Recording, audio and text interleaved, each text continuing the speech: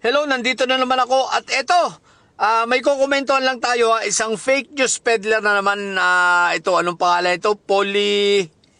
Politipop? Sabi niya, ha ha, Claire Castro deserve, ang sabi niya rito. Canada is said will impose sanctions over threats against Canadian Filipinos over deportation. Violation of human rights, Claire Castro to be declared persona non grata in Canada. Castro creates diplomatic scandal damages Philippine-Canadian relations. Hoy, bobo, kung sino ka man! Taga-Canada ako, tanga! Walang ganyan! No? At wala rin ganyang pinepersona non grata basta-basta ang ang Canadian, lalo na't mga diplomatic. Mga diplomat. Tanga putik na ito, sino ba ito?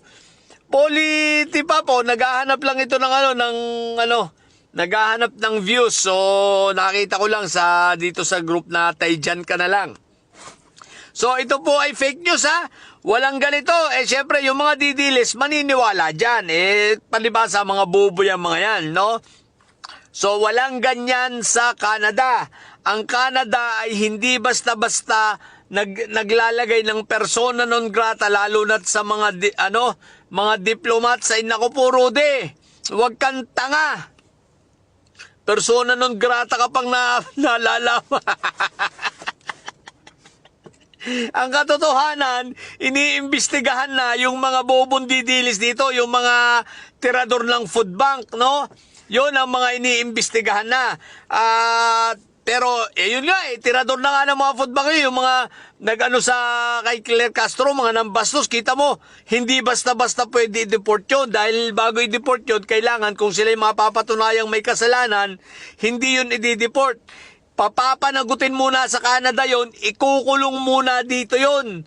Hindi yun basta i-deport kung citizen, hindi yun i-deport, ikukulong. No, pero kung dual citizen, yun pwede malamang ma-revoke ang citizenship, parusahan muna sa Canada, then bago ma-deport. Yun, ganun ang sitwasyon. Tatanga-tanga naman itong polititap dito, yun ang katotohanan. So kaya ngayon, yung mga tirador ng food bank na yon, yung tirador ng food bank gang na yon, kabado na. Kumbaga, alumpihit na ang kanilang mga puwet at hindi sila mapakali. Dahil bakit? Kapag kinasuhan nga sila ng DFA, hindi murang magkakaso rito sa Canada. Mahal ang abogado rito. Sabi ko sa inyo, at ang mga free legal service lang rito ay depende sa kaso mo. Pero kung sa katulad ng kaso nila, kung sakali na pambabastos sa mga bisita ng Canada at galing sa ibang bansa, mga diplomats, mga representatives ng ibang bansa, hindi yan palagay ko free legal service. So, malaking problema nila dyan. Yan, kaya alumpihit na, okay? So, ito ay tatanga-tanga. Makagawa lang, makapag-content lang. si Auntie Claire daw, persona nung grata, bobo, putik na yan. Hirap talaga, no? Yung wala ka naman sa Canada. Di mo naman alam yung batas dito. Di ba? Tatanga-tanga, hinayupak na yan. Yun lang. Sa mga bobong ditilis at mga may sayad dyan, nakagaya nito, kung sino man itong hinayupak na ito, ay manatili kayo mga bobot may sayad, sapagkat ang may sayad ay lugain at amoy luga. Natili kayo mga bobot may sayad, sapagkat ang may sayad ay lagi high blood. Bye!